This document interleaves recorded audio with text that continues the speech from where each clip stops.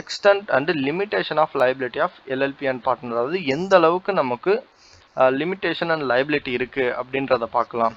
Partner as a agent. Every partner of a LLP is a purpose of a business of LLP, the agent of the LLP but not the other partners. அதாவது ஒரு பார்ட்னராக இருக்கிறவங்க வந்து business of the எல்எல்பிக்கு தான் ஏஜென்ட்டே ஒஞ்சி பார்ட்னர்ஸ்க்கு ஏஜென்ட் கிடையாது.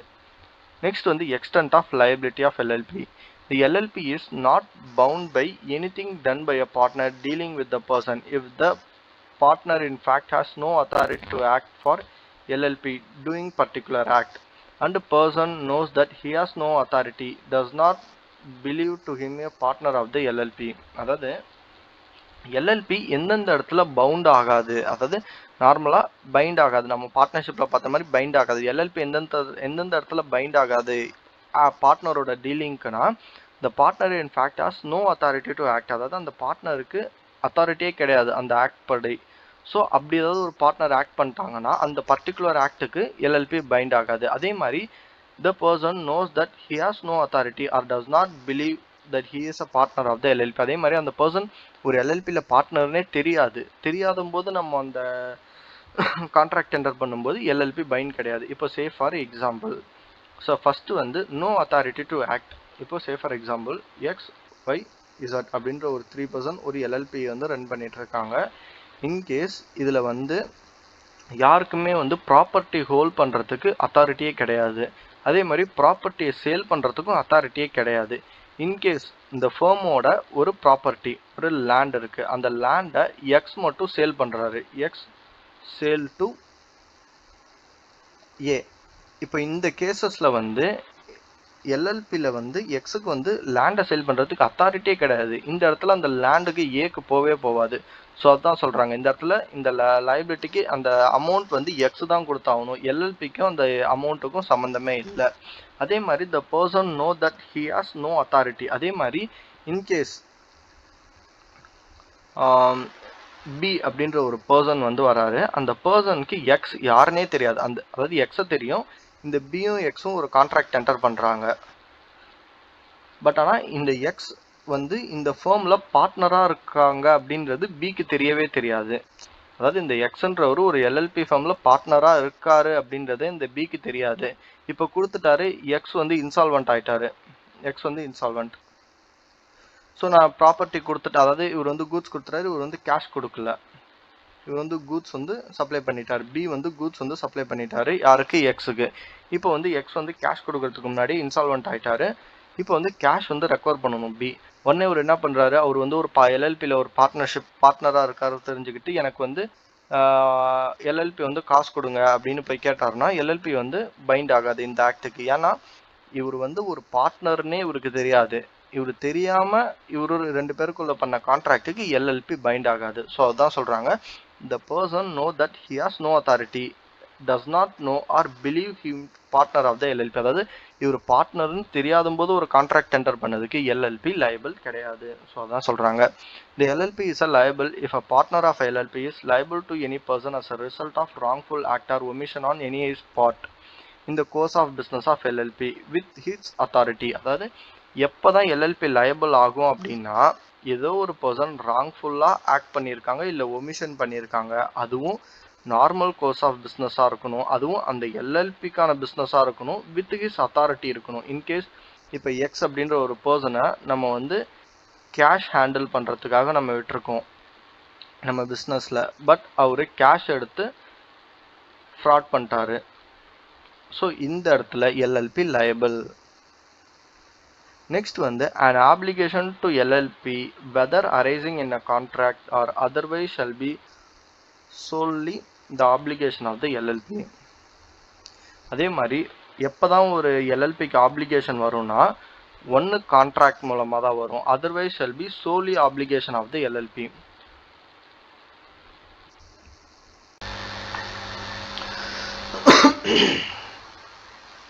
an obligation of LLP whether arising in a contract or otherwise. அதாவது ஒரு எல்எல்பிக்கு ஆப்ளிகேஷன் எது மூலமாக வரும்னா, ஒன்று கான்ட்ராக்ட் மூலவோ இல்லை வேறு எது மூலமாகவோ. ஆப்ளிகேஷன் அப்படின்றது என்ன அப்படின்னா, நார்மலாக ஒரு கான்ட்ராக்ட் பண்ணும்போது நம்ம ஆப்ளிகேஷன், அதாவது இப்போ say for example X LLB அப்படின்ற ஒரு கம்பெனி ஏ கூட ஒரு கான்ட்ராக்ட் என்டர் பண்ணுறாங்க. எல்எல்பி வந்து ரைஸ் சப்ளை பண்ணுவாங்க, ஏ வந்து கேஷ் பே பண்ணுவாங்க. ஸோ இங்கே எல்எல்பியோட ஆப்ளிகேஷன் என்னென்னா ரைஸை சப்ளை பண்ணணும் அண்ட் கேஷை ரிசீவ் பண்ணணும். ஸோ இந்த ஆப்ளிகேஷன் எதனால் ரைஸ் ஆகுது? ஒன்று கான்ட்ராக்ட் மூலமாக. ஸோ இந்த கான்ட்ராக்ட் மூலமாக தான் எல்எல்பிக்கு ஒரு ஆப்ளிகேஷன் வரும். அண்ட் ஆர் அதர்வைஸ் வேறு எது மூலமாகவோ வரலாம் ஆப்ளிகேஷன். அதாவது ஒரு பார்ட்னர் என்டர் பண்ணலாம், இல்லை அது வேறு எது மூலமாகவோ வரலாம். பட் இந்த ஆப்ளிகேஷன் அப்படின்றது கல்வி சோலி அப்படின்றது கம்ப்ளீட்லி. ஸோ அந்த ஆப்ளிகேஷன் வந்து கம்ப்ளீட்டாக இருக்கும். So completely of the LLP, அதாவது பார்ட்னருக்கோ யாருக்கோ வராது. இந்த ஃபுல், அதாவது இந்த சோலி அப்படின்றது ஃபுல்லாக கம்ப்ளீட்டாக இந்த ஆப்ளிகேஷன் வந்து எல்எல்பிக்கு மட்டும்தான் இருக்கும். The liabilities of the LLP shall be meet out by the properties of the LLP. அதே மாதிரி ஏதோ ஒரு liabilities இருக்குது, அதாவது நம்மளுக்கு ஒரு டெப்ட் இருக்குது அப்படின்னா அந்த டெப்ட் வந்து நம்மளோ எல்எல்பியோட ப்ராப்பர்ட்டி மூலமாக தான் நம்ம பே பண்ணுவோம். ஸோ அதாங்க சொல்கிறாங்க. Next extent of liability of a partner, அதாவது ஒரு பார்ட்னருக்கு என்ன எக்ஸ்டென்ட் வருது அப்படின்றது செக்ஷன் 28 சொல்கிறாங்க. A partner is not personally liable or directly or indirectly for the obligation referred in subsection class 3. அதாவது இந்த செக்ஷனில் என்ன சொல்கிறாங்க அப்படின்னா, ஒரு கான்ட்ராக்ட் மூலமாக அரேஞ்ச் பண்ணுற ஆப்ளிகேஷன், அந்த ஆப்ளிகேஷன் ஃபுல்லுக்குமே எல்எல்பி தான் லைபிள் அப்படின்ற மாதிரி சொல்லியிருக்காங்க.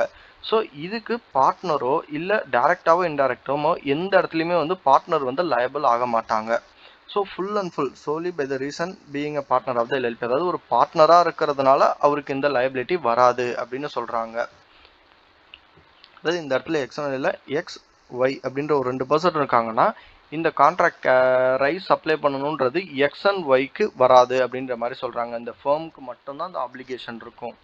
ஸோ இவங்க பார்ட்னராக இருக்கிறதுனால எக்ஸ் அண்ட் ஒய்க்கு இந்த ஆப்ளிகேஷன் வராது. ஸோ அதுதாங்க சொல்லியிருக்காங்க. Next, the provision of subsection 3 of section 27 and subsection of class 1 of the section shall not affect the personal liability of a partner of his own wrongful act or omission, but the partner shall not be personally liable for the wrongful act of omission of any other partner of LLP. அதே மாதிரி in case இங்கே ஏதோ ஒரு X வந்து ராங்காக ஏதோ ஒரு act பண்ணுறாரு அப்படின்னா அவரோட ஓன் பர்சனல் liability வந்து இங்கே அஃபெக்ட் ஆகாது. அதே மாதிரி the section shall not affect the personal liability of the partner for his own wrongful act or omission. இப்போ இன்கேஸ் எக்ஸ் ஏதோ ஒரு wrongful ஆக்ட் பண்ணிருக்காருன்னா அவரோட பர்சனல் அசட்ஸ் இருக்கும். ஸோ அந்த அசட்ஸ் வந்து லைபிள் ஆகாது. இவரோட எல்எல்பியில் கான்ட்ரிபியூட் பண்ண அதாவது கேபிட்டல் மட்டும், இப்போ இன்கேஸ் எக்ஸ் வந்து ஒரு 5 lakhs, ஒய் வந்து ஒரு 5 lakhs அப்படின்னா இவரோட டு த எக்ஸ்டென்ட் மட்டும் இங்கே வந்து நம்ம வந்து அவர் என்ன பண்ணியிருக்காரோ நம்ம வந்து இது பண்ணிப்போம். ஸோ அவரோட பர்சனல் ப்ராப்பர்ட்டி அஃபெக்ட் ஆகாது அப்படின்ற மாதிரி சொல்கிறாங்க. நெக்ஸ்ட் வந்து அதே மாதிரி அனதர் பார்ட்னரோட பர்சனல் லைபிலிட்டியுமே வந்து பர்சனல் அசட்ஸுமே வந்து இங்கே லைபிள் ஆகாது ஏதோ ஒரு பார்ட்னர் ராங்ஃபுல்லாக ஆக்ட் பண்ணுறதுக்காக. நெக்ஸ்ட் வந்து holding out section 29. Any person who by words spoken, written or by conduct represent himself knowingly permit himself to be a represent to be a partner in a LLP is liable to any person who has on faith of such a representation given credit to the LLP, whether the person represented himself or represented to be a partner does or does not know the representation has reached the person so giving credit. அதாவது இங்கே என்ன சொல்கிறாங்கன்னா, ஏதோ ஒரு person who words spoken or written by conduct represent himself or knowingly permits himself to represent to be partner in a LLP. அதாவது ஒரு person ஒரு word spoken மூலமாகவோ இல்லை அதர் கைண்ட் மூலமாக அவர் ஒரு பார்ட்னருன்ற மாதிரி ஒரு தேர்ட் பர்சனை நம்ப வச்சு ஒரு பர்சனுக்கு கடன் அதாவது இந்த எல்எல்பிக்கு கடன் கொடுக்க வைக்கிறாரு அப்படின்னா அந்த பர்சனும் லயபிள் அப்படின்ற மாதிரி சொல்கிறாங்க. இப்போ say for example X limited அப்படின்ற எல்எல்பி இருக்குது. இதில் பார்ட்னர்ஸ் யாருன்னா எக்ஸ் ஒய் அப்படின்ற ஒரு 2 பர்சன் இருக்காங்க. பட் இசட் அப்படின்ற ஒரு பர்சன் இந்த எல்எல்பியில் ஒரு பர்சனே கிடையாது. பட் ஆனால் இவர் என்ன பண்ணுறாரு அப்படின்னா சி அப்படின்ற ஒரு பர்சன் கிட்ட நானும் இந்த எல்எல்பியில் ஒரு மெம்பர் தான், ஸோ இந்த எல்எல்பிக்கு நீங்கள் வந்து நம்பி கடன் கொடுங்க அப்படின்ற மாதிரி சொல்லி இவர் வந்து ஒரு ரிட்டர்ன் மூலமாகவோ இல்லை கண்டக்ட் மூலமாகவோ இந்த சியை வந்து நம்ப வைக்கிறாரு. நம்ப வச்சுட்டு அதே மாதிரி சியும் ஒரு குட் ஃபெய்த்தில் வந்து சச்ச ரெப்ரசன்டேஷனை நம்பி ஒரு கிரெடிட் கொடுக்குறாரு இந்த கம்பெனிக்கு, இந்த எல்எல்பிக்கு.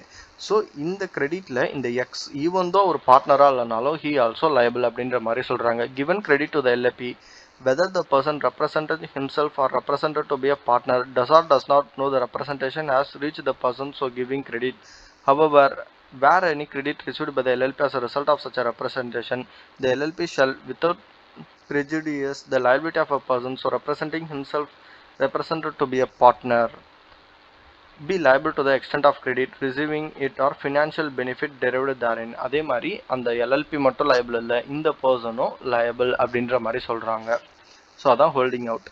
Where after a partner's death the business is continued as the same LLP name, the continued use to that name or deceased partner's name as part thereof shall not itself make legal representative or his estate liable any act of the LLP done after his death. இப்போ say for example Ram LLB அப்படின்ற மாதிரி நம்ம ஒரு name வந்து constitute பண்ணியிருக்கோம். இந்த ஃபர்மில் யார் யார் இருக்காங்கன்னா ராம்,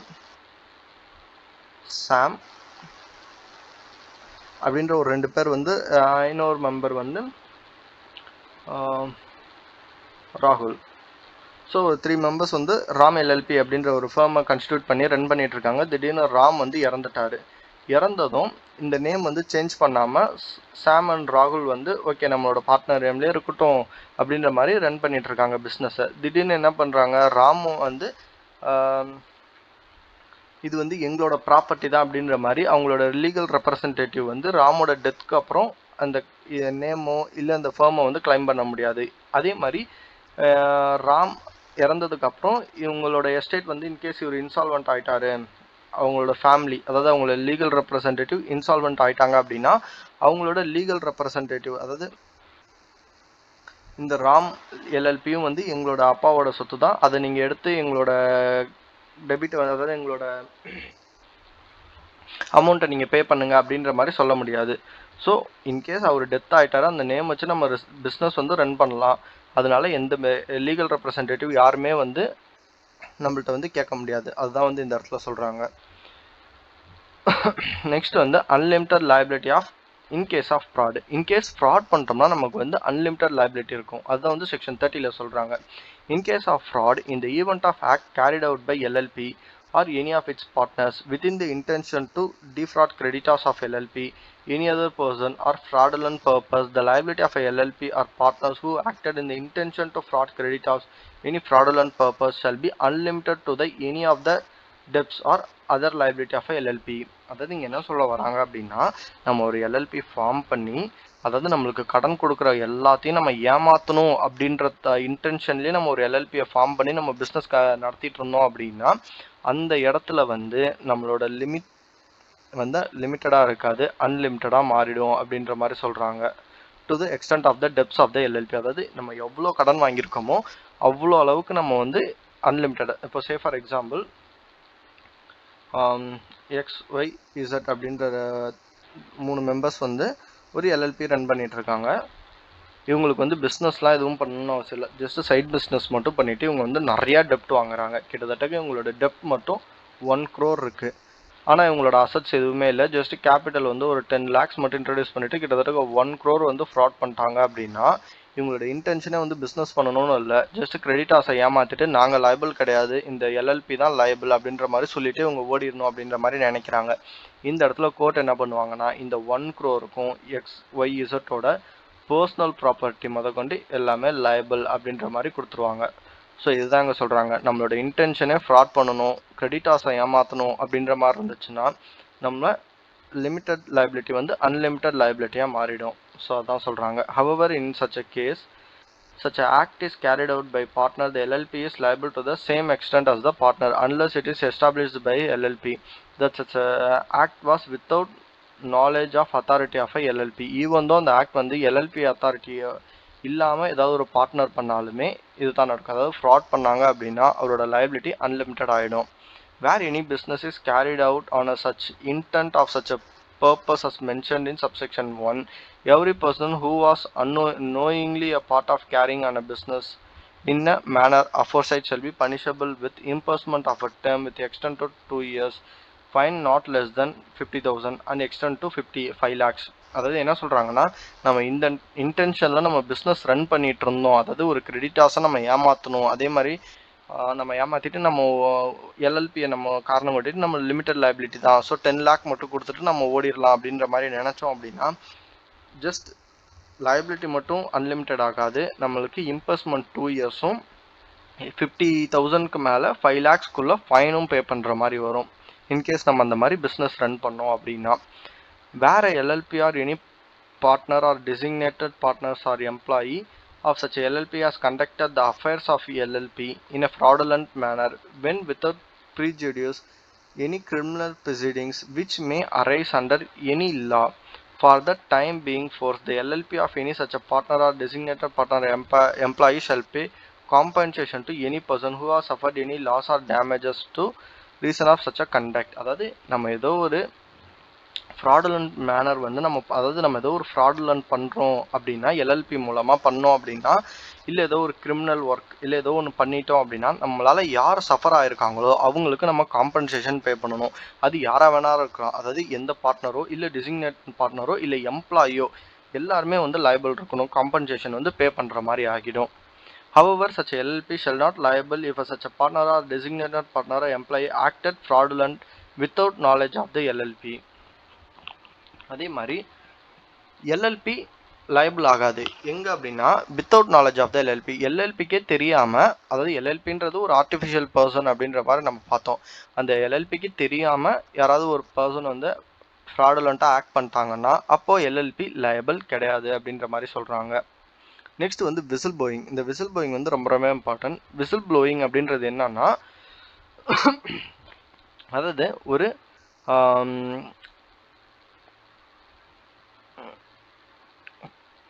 பார்ட்னர் அந்த ஃபேர்மில் என்ன நடக்குது அப்படின்றத இன்கேஸ் ஏதாவது ஒரு பார்ட்னர்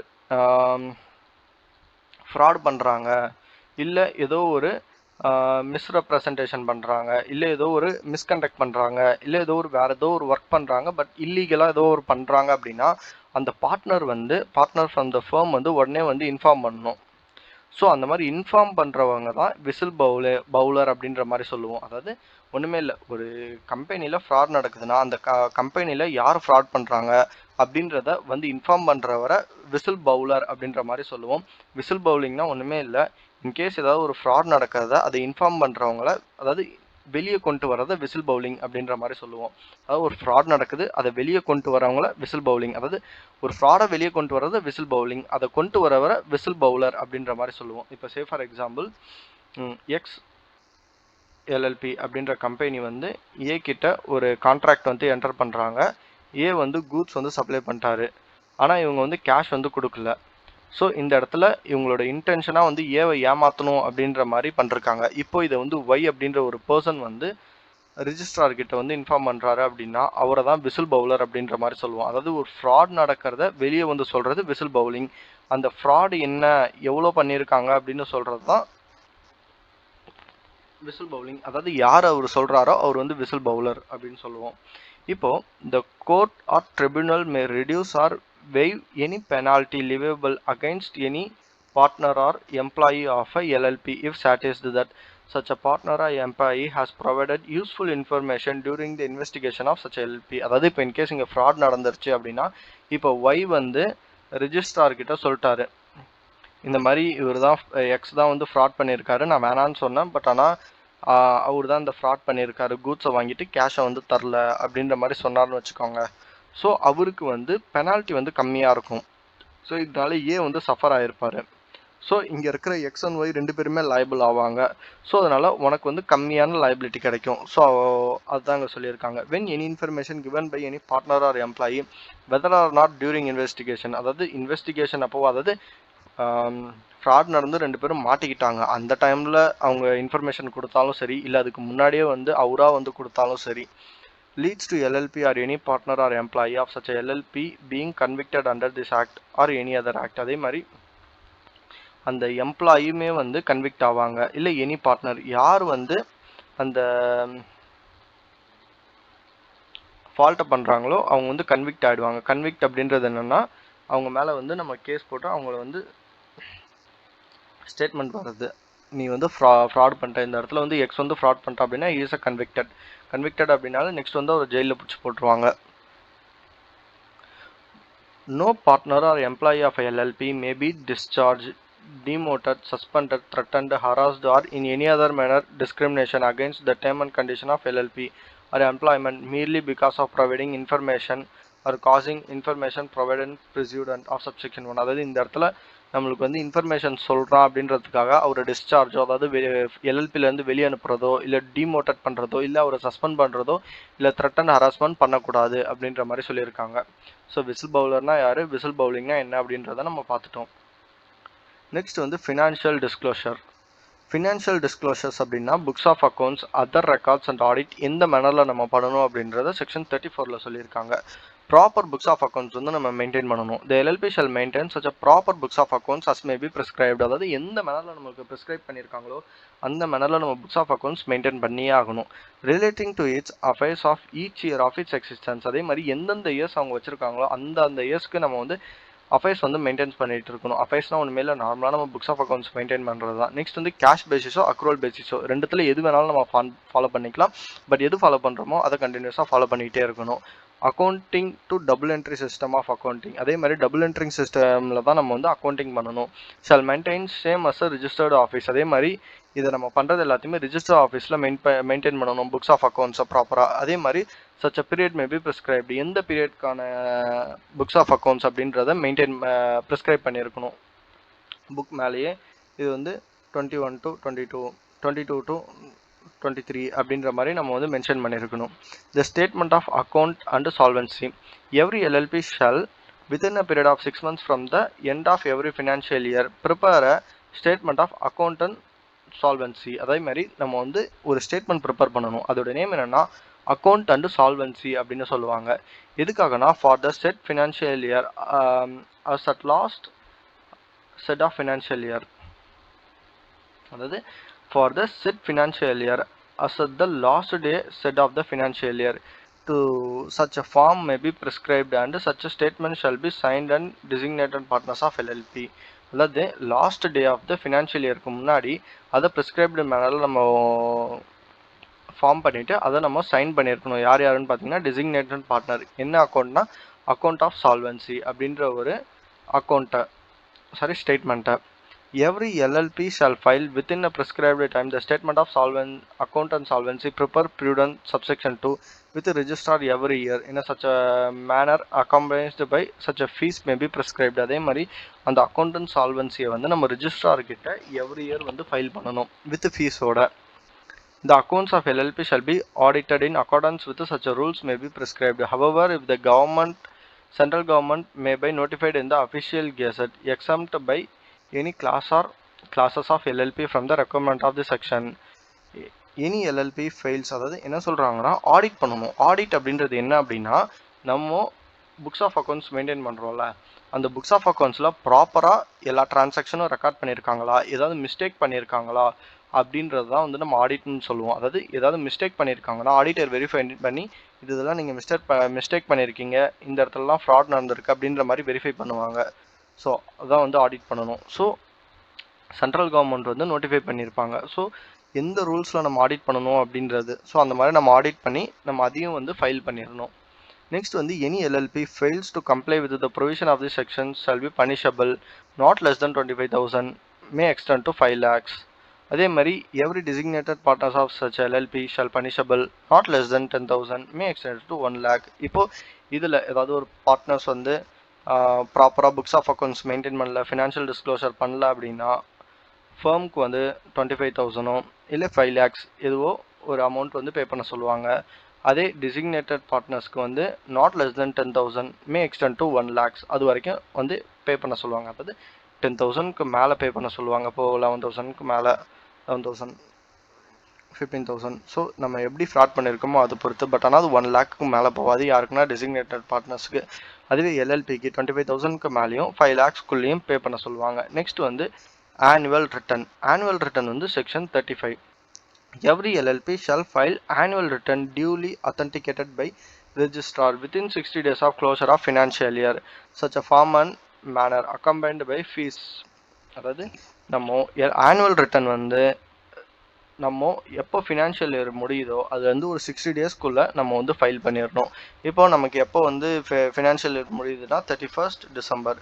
ஸோ இதில் வந்து ஒரு 60 டேஸ் அப்படின்றது நம்மளுக்கு வந்து 2 months. ஸோ 2 monthsக்குள்ளே 2 monthsனால் ஏப்ரல் மேக்குள்ளே நம்ம வந்து ஃபைல் பண்ணிடணும். Any LLB which fails to comply with the provision of this section shall be punishable with the fine not less than 25,000 may extend to 5 lakh. அதே மாதிரி designated partnersக்கு not less than 10,000 may extend to 1 lakh. அதே மாதிரி annual return யாரோ file பண்ணல அப்படின்னா ஃபர்முக்கு 25,000க்கு மேலேயும் 5 lakhsக்குள்ளேயும் வந்து amount pay பண்ணணும். designated partnersக்கு 10,000க்கு மேலேயும் 1 lakhக்குள்ளேயும் நம்ம வந்து அமௌண்ட் பே பண்ணணும். ஸோ இதோட வந்து ரிஜிஸ்ட்ரேஷன் ப்ராசஸ், ஃபினான்ஷியல் டிஸ்க்ளோஷர்ஸ் இது வந்து நம்ம பார்த்துட்டோம். into LLP conversion from firm into LLP, அதாவது ஒரு பார்ட்னர்ஷிப் ஃபர்மை எல்எல்பியாக கன்வெர்ட் பண்ணுறாங்க. பார்ட்னர்ஷிப் டு எல்எல்பி அப்படின்னா section 55 a firm may convert into LLP in accordance with the provision of this chapter and the second schedule. அதாவது இங்கே வந்து mention பண்ணியிருக்காங்க. ஸோ அது மூலமாக வந்து சேஞ்ச் பண்ணிக்கலாம். நெக்ஸ்ட் வந்து conversion from a private company into LLB section 56 a private company may convert into LLP in accordance with the provision of this chapter third ஷெடியூலில் சொல்லியிருக்கிறபடி நம்ம வந்து கன்வெர்ட் பண்ணிக்கலாம் ப்ரைவேட் கம்பெனியை எல்எல்பியா. அன்லிஸ்டட் பப்ளிக் கம்பெனியை ஒரு எல்எல்பியாக கன்வெர்ட் பண்ணுறதுக்கு சாப்டர் அண்ட் 4th ஷெடியூலில் வந்து மென்ஷன் பண்ணியிருக்காங்க. நெக்ஸ்ட் வந்து registration and effect of conversion வந்து section 58 registration clause 1 the registration on satisfying that the firm, private company or unlisted company as the case may be has complied with the provision of various schedule provision of this act and the rules made thereunder, the registrar of document issues certificate of registration in such a form of registers may determine starting that LLP is on from the date specified in the certificate registered under this act. அதாவது இங்கே என்ன சொல்கிறாங்கன்னா, ஒரு private கம்பெனியோ இல்லை unlisted கம்பெனியோ வந்து இந்த various ஷெடியூலுக்கு கீழே இந்த ப்ரொவிஷனில் சொல்லியிருக்கிறது கீழே கம்ப்ளை ஆயிடுச்சு அப்படின்னா அவங்க வந்து சேஞ்ச் பண்ணிக்கலாம். ஸோ சேஞ்ச் பண்ண உடனே அவங்க ரெஜிஸ்ட்ரார்கிட்ட நம்மளுக்கு தேவையான டாக்குமெண்ட்டை கொடுத்து சர்டிஃபிகேட் வாங்கிக்கலாம். அந்த சர்டிஃபிகேட் என்னைக்கு ரிசீவ் பண்ணுறாங்களோ அந்த டேட் தான் எல்எல்பி ஸ்டார்டிங் டேட் அப்படின்ற மாதிரி சொல்கிறாங்க. அதாவது ஷெடியூலில் நம்மளுக்கு வந்து ஓகே இதெல்லாம் சேஞ்ச் பண்ணிக்கலாம் அப்படின்ற மாதிரி ஷெடியூலில் சொல்லியிருக்காங்க அப்படின்னா ஜஸ்ட் நம்ம ரிஜிஸ்ட்ரார்கிட்ட நம்ம டாக்குமெண்ட்ஸ் எல்லாம் ஃபைல் பண்ணணும். அவங்க ஓகே பண்ணிட்டு அவங்க சர்டிஃபிகேட்ஸ் கொடுக்குற டேட் தான் எல்எல்பி இன்கார்பரேட் ஆகுறது. ஓகேங்களா? நெக்ஸ்ட் வந்து the LLP shall within 15 days of date of registration inform to the concerned register of the firm for registration of companies as the case may be which it is registered under the provision of the Indian Partnership Act 1932 or Companies Act 1956 or Companies Act 2013 as the case may be about the conversion of the particular of LLP in such a form or prescribed manner. அதே மாதிரி எல்எல்பியாக நம்ம convert பண்ணதுக்கப்புறம், அதாவது இங்கே நம்ம வந்து ஒரு கம்பெனியாக மாறணும்னா ஷெடியூலில் சொல்லியிருந்தபடி நம்மளுக்கு ப்ரொவிஷன்ஸ் ஒத்து போச்சுன்னா நம்ம வந்து சேஞ்ச் பண்ணிடலாம். ஸோ அவங்க வந்து சர்டிஃபிகேட்ஸ் கொடுத்துட்டாங்கன்னா அதுதான் எல்எல்பியாக கன்வெர்ட் ஆன டேட். அந்த டேட்லேருந்து 15 daysக்குள்ளே நம்ம என்ன பண்ணணும்னா ரிஜிஸ்ட்ரார் ஃபர்ம், அதாவது பார்ட்னர்ஷிப் ரிஜிஸ்ட்ராருக்கோ இல்லை கம்பெனியோட ரிஜிஸ்ட்ராருக்கு ஆர் ரிஜிஸ்டர் ஆஃப் கம்பெனிஸ்க்கு நம்ம வந்து நோட்டீஸ் கொடுக்கணும். இந்த மாதிரி நாங்கள் கம்பெனிலேருந்து எல்எல்பி, அதாவது பார்ட்னர்ஷிப்லேருந்து எல்எல்பியாக கன்வெர்ட் ஆகிட்டோம், இல்லை கம்பெனிஸ்லேருந்து எல்எல்பியாக கன்வெர்ட் ஆகிடும் அப்படின்ற மாதிரி வித் ஃபீஸோட ப்ரிஸ்கிரைப்டு மேனரில் நம்ம வந்து ஒரு நோட்டீஸ் கொடுக்கணும். அதுதான் வந்து செகண்ட் பாயிண்டில் சொல்லியிருக்காங்க. நெக்ஸ்ட் பாயிண்ட் என்ன சொல்லியிருக்காங்கன்னா, upon such a conversion the partners of the firm, the shareholders of a private company or unlisted company as case may be the LLP to which firm or company has converted, the partner of LLP shall bound to the provision of various schedule as case may be applicable to them. அதே மாதிரி ஒரு conversion பண்ணும்போது share holders இருப்பாங்க, அதே மாதிரி unlisted கம்பெனிக்கும் வந்து share holders இருப்பாங்க.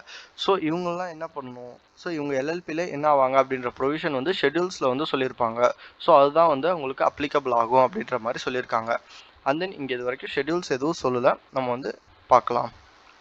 Upon such a conversion on and from the date of certificate of registration, the effect of conversion shall be such as specified in the various schedule case may be. அதே மாதிரி conversion பண்ணும்போது எப்போ நமக்கு certificate of registration கிடைக்குதோ அதுலேருந்து நமக்கு வந்து conversion வந்து ஆகிடுச்சு. அதாவது எப்போ வந்து நமக்கு வந்து சர்டிஃபிகேட் கிடைக்குதோ அதுதான் வந்து ஒரு கம்பெனிலேருந்து ஒரு எல்எல்பி வருது அப்படின்ற மாதிரி நம்ம சொல்லுவோம். நெக்ஸ்ட் வந்து effect of registration. Notwithstanding anything contained in any other law for the time being in force and then from the date of registration specified in the certificate of registration issued under various schedule case may be, if shall be LLP by the name specified in the certificate of registration under this act, all tangible, movable, immovable, tangible property vested in the firm or company as in the case of all assets, interest, rights, privileges, liabilities, obligation relating to the firm of the company, as the case may be, the whole undertaking of the firm company for the case shall be transferred from shall vest in the limited liability partnership without further assurance act or deed. அதாவது நம்ம ஒரு registration பண்ணதுக்கு அப்புறம் நம்மளோட name change ஆனதுக்கு அப்புறம் certificate registered ஆயிடுச்சு அப்படின்னா நம்மளோட tangible, movable, immovable property, interest, rights, assets எல்லாமே வந்து சேஞ்ச் ஆகிடும் லிமிடெட் லைபிலிட்டி பார்ட்னர்ஷிப்க்கு. நமக்கு அதுக்கு தனியாக ஒரு ஆக்ட் போடணும் இல்லை டீட் போடணுன்ற அவசியமே இல்லை.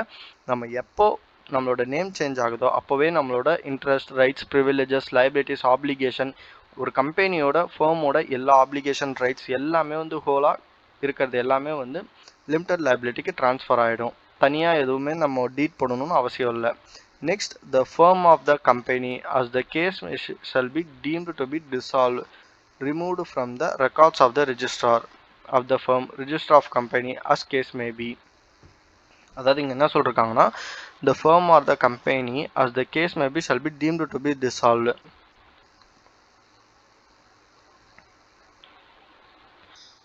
அதே மாதிரி இப்போ எஃபெக்ட் ஆஃப் ரெஜிஸ்ட்ரேஷன் அப்போ அந்த ஃபேர்ம் இல்லை கம்பெனியும் வந்து டிசால்வ் ஆன மாதிரி நம்ம காட்டிடுவோம். And removed from the register of the firms and company. அதே மாதிரி இப்போ நார்மலாக ரிஜிஸ்ட்ரார் ஃபேர்ம் அப்படின்றது வந்து பார்ட்னர்ஷிப்க்கு நம்ம வந்து பார்ட்னர்ஷிப் அக்ரிமெண்ட்டை வந்து இவங்கள்ட்ட ரிஜிஸ்டர் பண்ணி பார்ட்னர்ஷிப் ஃபேர்ம் வந்து ஃபார்ம் பண்ணுவோம். ரிஜிஸ்டர் ஆஃப் கம்பெனிஸ் கிட்ட நம்ம ஃபார்ம் பண்ணி ஒரு கம்பெனி கிரியேட் பண்ணுவோம். இப்போது நம்ம எல்எல்பியாக கன்வெர்ட் பண்ணதுக்கு அப்புறம் இவங்க ரெண்டு பேரும் என்ன பண்ணிடுவாங்கன்னா இந்த பார்ட்னர்ஷிப், அதாவது ஓல்டு பார்ட்னர்ஷிப் பிஸ்னஸ் வந்து டிசால்வ் பண்ணிட்டாங்க அப்படின்னு இவங்க ரிமூவ் பண்ணிடுவாங்க அவங்களோட ரெக்கார்ட்ஸ்லேருந்து. அதே மாதிரி கம்பெனியும் வந்து ஒன்று டிசால்வ் பண்ணிட்டாங்க, அப்படி இல்லைனா அந்த கம்பெனி ரிமூவ் ஆகிடுச்சு அப்படின்ற மாதிரி அவங்களோட ரிஜிஸ்டார்லேருந்து ரிமூவ் பண்ணிடுவாங்க. ஸோ அதுதாங்க சொல்லியிருக்காங்க. ஃபஸ்ட்டு ரிஜிஸ்ட்ரேஷன் பண்ணதும் நம்மளோட நேம் சேஞ்ச் ஆனதுக்கு அப்புறமே நம்ம கம்பெனியும் பார்ட்னர்ஷிப் ஃபேமோட இருக்கிற அசட்ஸ், இன்ட்ரெஸ்ட் எல்லாமே வந்து சேஞ்ச் ஆகிடும் வித்தவுட் ட்ரான்ஸ்ஃபரிங். இந்த ஆக்ட் எதுவும் பண்ணணும்னு அவசியமே இல்லை, டேரெக்டாக ட்ரான்ஸ்ஃபர் ஆகிடும். அதே மாதிரி ட்ரான்ஸ்ஃபர் ஆன உடனே நேம் சேஞ்ச் ஆனது உடனே registrar firm, partnership firm, old partnership ஃபர்மாக இருந்துச்சுன்னா அவங்க வந்து உடனே நம்மளோட நேமை வந்து ரிமூவ் பண்ணிவிடுவாங்க, இல்லை டிசால்வ் பண்ணிவிடுவாங்க. அதே மாதிரி ரிஜிஸ்டர் ஆஃப் கம்பெனியும் நம்மளோட நேமை ரிமூவ் பண்ணிவிடுவாங்க.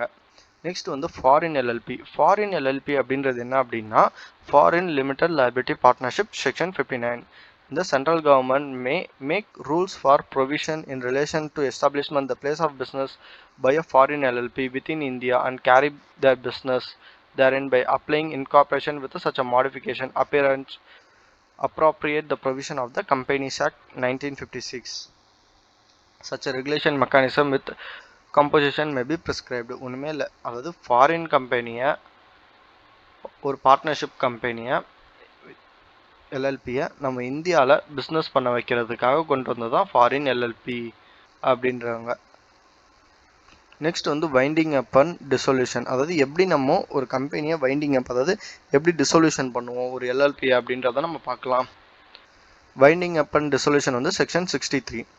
The winding up of LLP may either voluntarily or by the tribunal and LLP may be dissolved. அதாவது ஒன்று வாலண்டரியானா எல்லா பார்ட்னர்ஸும் ஓகே இனிமேல் நம்ம பண்ண வேணாம் அப்படின்னு வாலண்டரியாக பண்ணுவாங்க. இல்லை ட்ரிபியூனல்னா கோர்ட் வந்து நீங்கள் ஃப்ராட் பண்ணிட்டீங்க, இல்லை நீங்கள் வந்து ஏதோ ஒரு ரூல்ஸ் வந்து மீறுறீங்க, இனிமேல் நீங்கள் பிஸ்னஸ் பண்ணாதீங்க அப்படின்ற மாதிரி சொல்லிட்டாங்க அப்படின்னா அந்த இடத்துல நம்ம வந்து டிசொல்யூஷன் பண்ணிவிடுவோம்.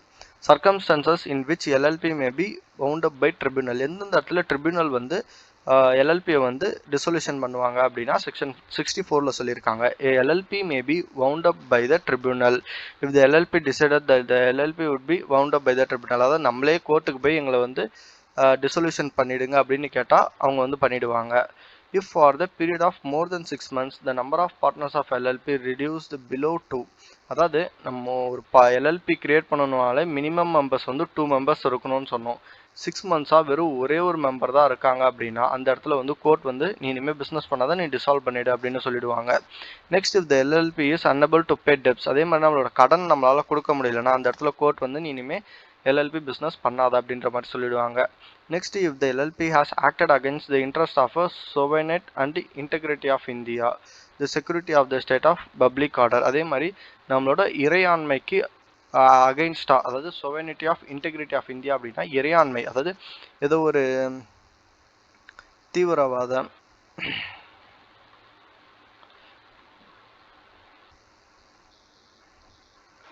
Anti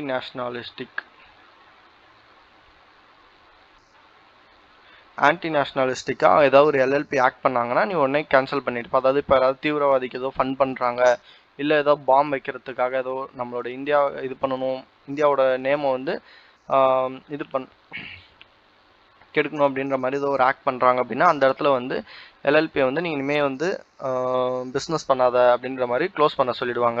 if the LLP has made default in filing the register of a statement of account and solvency or annual return for 5 consecutive years, அதே மாதிரி 5 இயர்ஸ்க்கு வந்து நம்ம வந்து அக்கௌண்ட் அண்ட் சால்வன்சியும் அதே மாதிரி ஆனுவல் ரிட்டர்னும் நம்ம ஃபைல் பண்ணலாம். அந்த இடத்துல வந்து நீங்கள் வந்து எல்எல்பியை க்ளோஸ் பண்ணிவிடுங்க அப்படின்ற மாதிரி கோர்ட் சொல்லிடுவாங்க. நெக்ஸ்ட் வந்து the tribunal is of the opinion that the just and equitable of LLP to be wound up. அதே மாதிரி எல்எல்பியை வந்து நாங்கள் வவுண்ட் அப் பண்ணிக்கிறோம் அப்படின்ற மாதிரி அவங்க ஒரு ஒப்பீனியன் சொன்னாங்கன்னா அதே மாதிரி சரி நீங்கள் வைண்ட் அப் பண்ணிடுங்க அப்படின்ற மாதிரி சொல்லுவாங்க. Rules for winding up of dissolution section 65. The central government may make rules for the provision related to the wound up of the dissolution of LLP. அதே மாதிரி என்னென்ன ரூல்ஸ்ன்றதை வந்து சென்ட்ரல் கவர்மெண்ட் தான் சொல்லுவாங்க அப்படின்ற மாதிரி சொல்லியிருக்காங்க செக்ஷன் 65ல. நெக்ஸ்ட் வந்து miscellaneous topic. Miscellaneous business transaction of a partner with LLP, இது வந்து செக்ஷன் 66ல சொல்லியிருக்காங்க. A partner may lend money to and transact other business with LLP, அதாவது நம்ம எல்எல்பி கூட ஒரு பார்ட்னர் வந்து மணியை வந்து கடன் கொடுக்கலாம். இப்போ say for example X LLB அப்படின்ற ஒரு கம்பெனி இருக்குது, எக்ஸ் ஒய் இசட் அப்படின்ற ஒரு 3 மெம்பர்ஸ் வந்து இந்த ஃபார்மில் வந்து பார்ட்னர்ஸாக இருக்காங்க. இதில் இசட் அப்படின்ற பர்சன் வந்து என்ன பண்ணுறாங்கன்னா இந்த எல்எல்பிக்கு கூட்ஸ் கொடுக்குறாரு, அதே மாதிரி இவர் வந்து மணியும் கொடுக்குறாரு. ஸோ இதுதான் சொல்கிறாங்க, a partner may lend money or transact other business, வேறு ஏதாவது ஒரு பிஸ்னஸ் கூட எல்எல்பி கூட கொடுக்கலாம். And has the same rights and obligation with respect to loan and other transaction as a person who is not a partner. அதாவது இவருக்கு வந்து எல்லா ரைட்ஸ் அண்ட் ஆப்ளிகேஷன் எல்எல்பி கிட்ட இருந்து இருக்கு. இப்போ ஒரு தேர்ட் பர்சன் எல்எல்பி கூட டிரான்சாக்ட் பண்ணால் என்ன ரைட்ஸ் அண்ட் ஆப்ளிகேஷன் இருக்குமோ அதே ரைட்ஸ் அண்ட் ஆப்ளிகேஷன் தான் இவருக்கு இருக்குது அப்படின்ற மாதிரி சொல்கிறாங்க. Has the same rights and obligation with respect to loan and other transaction as a person who is not a partner. அதாவது ஒரு தேர்ட் பர்சன் மாதிரி இவருக்கு எல்லா ரைட்ஸ் அண்ட் ஆப்ளிகேஷன் வந்து இருக்குது, ஈவன் தான் ஒரு பார்ட்னராக இருந்தால் கூட அப்படின்றாங்க. அதுதான் business transaction of a partner with LLP அப்படின்றது வந்து செக்ஷன் 66ல சொல்லியிருக்காங்க. இந்த application of provision of companies act section 67ல என்ன சொல்லியிருக்காங்கன்னா, the central government may by notification in official gazette that direct that any provision of Companies Act specified in the notification shall apply to any LLP, shall apply any LLP with such exemption, modification, adaptation shall may be specified in the notification. அதே மாதிரி central government வந்து ஏதோ ஒரு official கெசட்டில் அவங்க வந்து ஒரு சில provisions சொல்லியிருக்காங்க அது அப்படின்னா அந்த ப்ரொவிஷன்ஸ் வந்து கம்பெனிஸ் ஆக்ட்க்கு சொல்லியிருந்தாலும் அது வந்து எல்எல்பிக்கும் அப்ளை ஆகும். அதே மாதிரி அதில் ஏதாவது ஒரு சில எக்ஸம்ஷன்ஸ் மாடிஃபிகேஷன்ஸ் வந்து பண்ண சொல்கிறாங்கன்னா அதை நம்ம உடனே பண்ணணும் அப்படின்ற மாதிரி சொல்கிறாங்க. நெக்ஸ்ட் வந்து a copy of every notification proposed by issued by subsection under 1, அதாவது இந்த இதில் சொல்லியிருக்கிறத நம்ம வந்து ஃபாலோ பண்ணணும். shall be laid in draft before each house of parliament within the session for a total period of 30 days which may comprised in one session in 2 or more consecutive section. If before the expiry of section immediately following the section of successive section aforesaid both the house agree disapproving the issue of the notification both the house agree in the making of any modification and notification, the notification shall not issued as the case may be shall be issued only such a modified form and agreed upon the both the house. அதாவது இந்த இதை in case வந்து அதாவது இங்கே both house அப்படின்றது பார்லிமெண்ட்டில் சொல்கிறாங்க. பார்லிமெண்ட்டில் அவங்க எப்போ இந்த அஃபிஷியல் கெசட்டுன்றது வந்து நார்மலாக ரூலிங் பார்ட்டி போட்டுருவாங்க. பட் ஆப்போசிட் பார்ட்டி வந்து அதை அப்போஸ் பண்ணுவாங்க. எப்போ அது வந்து இஷ்யூ ஆகுதோ அஃபிஷியல் கெசட்டில் போத் த ஹவுஸில் எப்போ அக்ரி ஆகுதோ அதுக்கப்புறம் நம்ம அந்த சேஞ்சஸ் கொண்டு வந்தால் போதும்.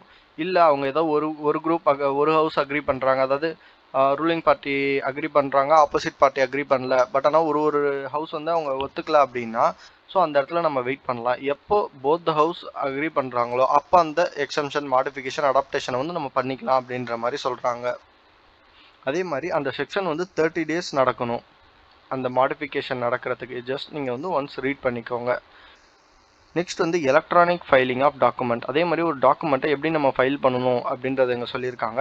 Any document required to be filed recorded or registered under the act may be filed recorded in registered in such manner may be prescribed. அதாவது ப்ரிஸ்கிரைப்ட் அப்படின்றது அவங்க வந்து மென்ஷன் பண்ணியிருப்பாங்க, இந்த மேனரில் நீங்கள் பண்ணுங்கள். இப்போ சே ஃபார் எக்ஸாம்பிள் ஒரு லீவ் லெட்டர் எழுதணும் அப்படின்னா நம்ம நார்மலாக எந்த ஃபார்மேட்டில் எழுதுவோம், அந்த ஒரு ஃபார்மேட் அப்படின்றது தான் நம்ம ப்ரிஸ்கிரைப்டு. அதாவது மேலே வந்து லீவ் லெட்டர் அப்படின்ற மாதிரி சொல்லுவோம், ஃப்ரம் டு அண்ட் தென் வந்து ரெஸ்பெக்டட் சார், நெக்ஸ்ட் வந்து சிக்னேச்சரோட நம்ம கம்ப்ளீட் பண்ணுவோம். இதை தான் நம்ம ப்ரிஸ்கிரைப்டு மேனர், அதாவது ஒரு ஃபார்மேட் அப்படின்ற டைமில் சொல்லுவோம். அந்த மேனரில் நம்ம வந்து ஃபைல் பண்ணணும். நெக்ஸ்ட் வந்து a copy of an extract from the document electronically filed with submitted to the registrar which is supplied or issued to the registrar and certified through official digital signature as per Information Technology Act. அதாவது என்ன சொல்ல வராங்கன்னா, நம்ம எலக்ட்ரானிக்கலாக file பண்ணதுக்கப்புறம் அந்த சர்டிஃபிகேட்டை நம்ம எடுத்து டிஜிட்டலாக சைன் பண்ணி நம்ம அப்லோட் பண்ணணும் ரிஜிஸ்ட்ராருக்கு. To be a true copy or extract from such a document shall in any preceding or admissible evidence of equal validity with the original document. இப்போது நம்ம வந்து அப்ளை பண்ணிட்டோம், அந்த டாக்குமெண்ட் சைன் பண்ணி நம்ம அப்லோட் பண்ணிட்டோம், அதே மாதிரி அவங்களும் வந்து வெரிஃபை பண்ணியிருக்காங்க அப்படின்னா அந்த டாக்குமெண்ட், அதாவது ஒரிஜினல் டாக்குமெண்ட் நமக்கு போஸ்டல் மூலமாக வரும். அது வர வரைக்கும் நம்மளுக்கு வந்து வெப்சைட்டில் அவங்க கொடுத்துருப்பாங்க, அதை டவுன்லோட் பண்ணி அந்த சிக்னேச்சரை நம்ம வச்சுருக்கிறது ஈக்குவல் டு அது ஒரிஜினல் டாக்குமெண்ட்க்கு ஈக்குவல் அப்படின்ற மாதிரி சொல்கிறாங்க. நெக்ஸ்ட் வந்து any information supplied by the registrar that is certified by the registrar through official digiting signature to be true extract from the document filed with a submitting with or submitted to the registrar shall in proceeding be admissible in evidence and presumed unless evidence contrary in adequate adduced the true extract from such a document. அதே மாதிரி நம்ம கொடுக்குற document எல்லாம் ட்ரூவாக இருக்கணும், நம்ம எதுவும் fake அது மாதிரி எதுவும் கொடுக்கக்கூடாது. அதே மாதிரி ஃபீஸ் எவ்வளோ அப்படின்னு பார்த்தீங்கன்னா, any document or written required to be filed register under the act. The registrar, if not filed registered time provided therein, may be filed or registered after the time upon a period 300 days from the date within it should have been filed on payment additional fees 100 for every day delaying additional. அதாவது நம்ம registration பண்ணுறதுக்கு 300 days வந்து நம்மளுக்கு கொடுத்துருக்காங்க. In case இந்த 300 daysக்கு மேலே போகுது அப்படின்னா ஒரு நாளைக்கு 100 rupees நம்ம வந்து பே பண்ணணும். இன்கேஸ் நம்ம இன்றைக்கி வந்து இன்கார்பரேஷன் பண்ணுறதுக்காக பண்ணிட்டோம், பட் ஆனால் இன்னிலேருந்து ஒரு 300 daysக்குள்ளே நம்ம வந்து இன்கார்பரேஷன் பண்ணிடணும். பட் அதுக்குள்ளே நம்ம பண்ணல அப்படின்னா ஒவ்வொரு நாளுக்கு, அதாவது 301, ஸோ இந்த டேலேருந்து 100 rupees நமக்கு வந்து பெனால்ட்டி போயிட்டே இருக்கும். ரெண்டாவது நாள் 100, தேர்ட் டேல 100. ஸோ இந்த மாதிரி நம்ம எவ்வளோ நாள் டிலே பண்ணுறோமோ அந்த நாளுக்கு ஒரு நாளுக்கு 100ன்ற மாதிரி டிலே பேமெண்ட் வந்து போய்கிட்டே இருக்கும். However, such a document or written may without prejudice to any other action or liability under the act also filed after such a period of 300 days on payment of fees. Additional fees specified in this section. அதே மாதிரி 300 daysக்கு மேலே நம்ம போச்சுன்னா அடிஷ்னலாக fees வந்து பே பண்ணுற மாதிரி வரும் அப்படின்னு சொல்கிறாங்க. நெக்ஸ்ட் வந்து ரொம்ப இம்பார்ட்டண்ட், இது வந்து ரொம்ப இம்பார்ட்டண்ட், எக்ஸாம்ஸில் வந்து கேட்கலாம். Differences with other forms of organisation. அதாவது ஒரு எல்எல்பிக்கும் பார்ட்னர்ஷிப்க்கும் உள்ள டிஃப்ரென்ஸ். ஸோ டிஃப்ரென்ஸ் பிட்வீன்ஸ் வந்து எக்ஸாம்ஸில் வந்து நமக்கு வந்து கொஷின்ஸாக கேட்கலாம். ரெகுலேட்டிங் ஆக்ட், அதாவது எல்எல்பியை வந்து எந்த ஆக்ட் ரெகுலேட் பண்ணுதுன்னா லிமிடெட் லைபிலிட்டி பார்ட்னர்ஷிப் ஆக்ட் அப்படின்ற ஆக்ட் வந்து ஃபாலோ பண்ணுது. பார்ட்னர்ஷிப் வந்து Indian partnership act 1932. Body corporate, it is a body corporate, but partnership firm வந்து not a body corporate. Separate legal entity, LLP வந்து it is a separate legal entity from its members, but partnership அப்படின்றது it is a group of person with no separate legal entity. Creation வந்து it is a legal purpose called registration under LLP, but it is an agreement between the partners. அதாவது partnership அப்படின்றது just an agreement between the partners, but LLP அப்படின்றது it is created by a legal process called registration. Next வந்து registration is a mandatory in LLP. அதுக்கப்புறம் தான் வந்து C1 to be sued in its own name. அதாவது நம்ம registration பண்ணாதான் நம்மளால C1 to be sued பண்ண முடியும். பார்ட்னர்ஷிப்பில் வந்து வாலண்டரி ரிஜிஸ்ட்ரேஷன் இஸ் வாலண்டரி, அதாவது அவங்க பண்ணலாம் இல்லை பண்ணாமலும் இருக்கலாம். பட் இங்கே மேண்டேட்டரினா கம்பல்சரி பண்ணி ஆகணும். வாலண்டரினா யுவர் விஷ், நீங்கள் பண்ணலாம் இல்லை பண்ணாமலும் இருக்கலாம். Only the registered partnership firm can sue the third parties. அதே மாதிரி ரிஜிஸ்டர்டு பார்ட்னர்ஷிப் தான் இங்கேயும் தேர்ட் பார்ட்டிஸ் மேலே கேஸ் போட முடியும். Perpetual succession, the death, insanity, retirement or insolvency of a partner does not affect the existence of insolvency. Member may join, leave, but the existence continues forever. அதாவது எல்எல்பியில் வந்து LLB போய்கிட்டே தான் இருக்கும், continuous. அங்கே வந்து ஒரு பார்ட்னர் டெத் ஆகுறதுனால இன்சானிட்டியாலேயோ வந்து affect ஆகாது பார்ட்னர், அதாவது அந்த கம்பெனியை. பட் பார்ட்னர்ஷிப்பில் death, insanity, retirement, insolvency of a partner may affect the existency. It has no perpetual succession. அதாவது அங்கே பர்பச்சுவல் சக்சஷன் அப்படின்ற ஒரு கான்செப்டே கிடையாது. பர்பச்சுவல் சக்சஷன்னா என்னன்னு சொன்னோன்னா, மெம்பர்ஸ் வந்து வந்தாலும் கம்பெனி வந்து போய்கிட்டே இருக்கும். இப்போது டாடா கம்பெனியில் வந்து எவ்வளோ டேரக்டர்ஸ் வந்து மாறி இருப்பாங்க, பட் அந்த கம்பெனி வந்து சேஞ்ச் ஆகுதா? நிறைய பேர் இறந்துருப்பாங்க, அடுத்தடுத்த மெம்பர்ஸ் வந்து வந்துகிட்டே இருப்பாங்க, பட் ஆனால் அந்த கம்பெனி எக்ஸிஸ்டன்ஸாக இருக்குது. ஸோ இதுதான் வந்து பர்பச்சுவல் சக்சஷன், அதாவது அந்த கம்பெனி லாங்காக போய்கிட்டே இருக்கும். இன்கேஸ் நம்ம அந்த கம்பெனியை மூடணும்னா லா மூலமாக அந்த கம்பெனியை வந்து க்ளோஸ் பண்ணணும். நெக்ஸ்ட் வந்து name. The name of the LLP contained the word liability of a partners LLP as a suffix. அதாவது எந்த நேம் வைக்கிறணுமோ, இப்போ ராம் எல்எல்பி அப்படின்றது சஃபிக்ஸ், இந்த இடத்த தான் சஃபிக்ஸ் அப்படின்ற மாதிரி சொல்லுவோம். அதாவது பின்னாடி இருக்கிறத நம்ம சஃபிக்ஸ் அப்படின்ற மாதிரி சொல்லுவோம். ஸோ இந்த இடத்துல எல்எல்பி அப்படின்ற வேர்ட்ஸ் வந்து கண்டிப்பாக இருக்கணும். No guidelines, the partners can have any name as per the choice. அதாவது பார்ட்னர்ஷிப்பில் நம்ம எந்த நேம் வேணாலும் வச்சுக்கலாம். லைபிலிட்டி வந்து limited of each partner, limited to the extent of agreed contribution except in case of wilful fraud. அதாவது fraud பண்ணுற வரைக்கும் நம்மளுக்கு வந்து லிமிட்டட் தான் லைபிலிட்டி. இன்கேஸ் நம்ம ஃப்ராட் பண்ணோன்னா அன்லிமிட்டட். பட் இங்கே liability of each partner is unlimited. It can be extend up to personal asset of the partners. அதே மாதிரி even though personal asset of a partners கூட அவங்களுக்கு வந்து அஃபெக்ட் பண்ணும். Mutual agency. Each partner can bind the LLP by his own act but not the other partners. அதாவது ஒரு partner fraud பண்ணாங்கன்னா அது எல்எல்பியை வந்து பைண்ட் பண்ணும். ஏதாவது ஒரு பார்ட்னர் ஒரு ஆக்ட் பண்ணுறாங்கன்னா எல்எல்பியை பைண்ட் பண்ணுவேன் வந்து அதர் பார்ட்னர்ஸை பைண்ட் பண்ணாது. But each partner can bind the firm as well as other partners by his own act. அதாவது ஒரு பர்சன் ஃப்ராட் பண்ணுறான்னா அது ஃபர்மையும் பைண்ட் பண்ணும், பார்ட்னர்ஸையும் பைண்ட் பண்ணும் அப்படின்ற மாதிரி சொல்கிறாங்க. Designated partners, at least 2 designated partners இருக்கணும். அதில் ஒருத்தர் வந்து ரெசிடென்ட் இன் இந்தியாவாக இருக்கணும். பட் இங்கே there is no provision of such a partnership under the partnership act. இங்கே டிசிக்னேட்டட் பார்ட்னர்ஸ்ன்ற ஒரு கான்செப்டே கிடையாது. Next common seal. It may have its common seal as its official signature. அதாவது ஒரு எல்எல்பியில் வந்து காமன் சீல் இருக்கலாம், பட் பார்ட்னர்ஷிப்பில் அப்படின்ற ஒரு கான்செப்டே கிடையாது. Next legal compliances. Only designated partners are responsible for the compliances and penalties under this act. இங்கே வந்து all partners are responsible for the compliances and penalties of this act. அதாவது இங்கே வந்து டிசிக்னேட்டட் பார்ட்னர்ஸ் மட்டும்தான் வந்து லைபிள். அதாவது ஒரு complaints வருது, லீகலாக கோர்ட்டுக்கு போகணும், இல்லை கோர்ட்டில் ஏதாவது ஒரு கேஸ் போடுறோன்னாங்களோ அந்த லீகல் பார்ட்னர்ஸ் மட்டும்தான் லைபிள், அதாவது டிசிக்னேட்டட் பார்ட்னர்ஸ். பட் இங்கே எல்லா பார்ட்னர்ஸுமே லைபிள். நெக்ஸ்ட் வந்து annual filing of documents. LLP required to file annual statement of accounts. அடுத்தது வந்து சால்வன்சி ஸ்டேட்மெண்ட், அதுக்கப்புறம் ஆனுவல் ரிட்டர்ன்ஸ் எவ்ரி இயர் வந்து ஃபைல் பண்ணணும். இங்கே பார்ட்னர்ஷிப்பில் not required to file any annual document with the registrar of a firms. அதாவது இங்கே வந்து எல்எல்பியில் கம்பல்சரி ஆனுவல் ரிட்டர்ன்ஸ் வந்து பண்ணி ஆகணும். பட் இங்கே அந்த மாதிரி கம்பல்சரி பண்ணணும்னு அவசியம் இல்லை. நெக்ஸ்ட் வந்து foreign partnership. Foreign national can become a partner in LLB.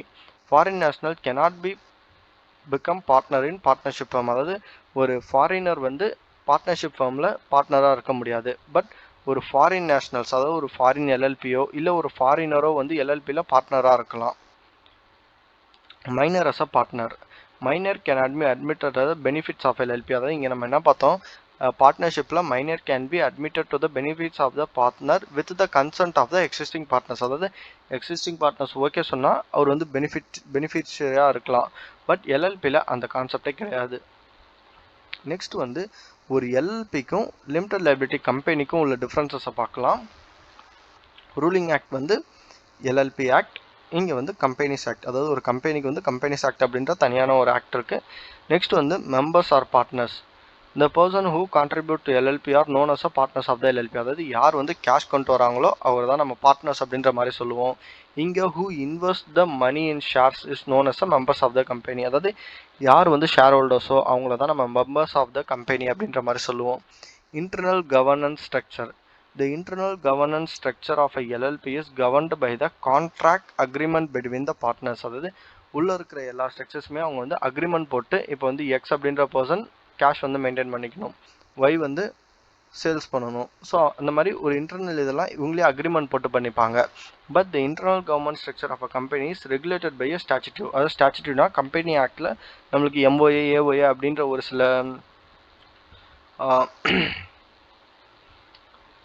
Concepts இருக்குது. ஸோ அது மூலமாக தான் வந்து இன்டர்னல் ரெகுலேஷன்ஸ் வந்து நடக்கும். நெக்ஸ்ட் வந்து நேம்.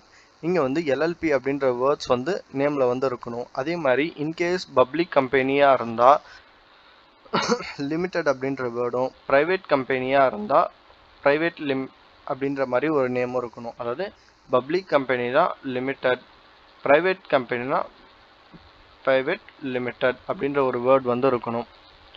நெக்ஸ்ட் வந்து number of members. Minimum 2 members, maximum no limit. இங்கே ப்ரைவேட் கம்பெனினா மினிமம் 2 members, மேக்ஸிமம் 200 members. அதே பப்ளிக் கம்பெனினா 7 members, maximum no such a limit. Members can organisation, trust, another business form of individuals. அதாவது members வந்து ஆர்கனைசேஷனாக இருக்கலாம், ட்ரஸ்ட்ஸாக இருக்கலாம், இல்லை எனி அதர் பிஸ்னஸ் ஃபார்மாக இருக்கலாம், இல்லை இண்டிவிஜுவல்ஸாக இருக்கலாம். இதில் அந்த மெம்பர்ஸ்ன்றவங்க, இங்கே அந்த மெம்பர்ஸ்ன்றவங்க LLP can be individual, body corporate through nominees. Next வந்து liability of a members to partners. Liability of a partner is limited to the extent of agreed contribution in case of intention of fraud. அதாவது நம்ம fraud பண்ணாத வரைக்கும் நம்மளோட liability limited அப்படின்ற மாதிரி சொல்கிறாங்க. Liability of a member is limited to the amount of unpaid of the share held by them. அதாவது இங்கே வந்து இன்கேஸ் இப்போது ஒரு கம்பெனி இருக்குது அப்படின்னு வச்சுக்கோங்க. இப்போது டாடா கம்பெனி இருக்குது. ஸோ இந்த டாடா கம்பெனியில் நான் வந்து ஒரு ஷேர் வந்து பர்ச்சேஸ் பண்ணுறேன். ஒரு 100 ஷேர்ஸ் வந்து பர்ச்சேஸ் பண்ணுறேன். எவ்வளோக்கு அப்படின்னு பார்த்தீங்கன்னா ஒரு 10 rupeesக்கு வந்து பர்ச்சேஸ் பண்ணுறேன். இப்போது இந்த ஷேர்ஸை வந்து 10 rupees நான் வந்து உடனே பே பண்ண மாட்டேன். இது வந்து செப்பரேட்டாக பிரிப்பாங்க. அதாவது அப்ளிகேஷன் மணி, கால் மணி, அப்ளிகேஷன், அலாட்மெண்ட்,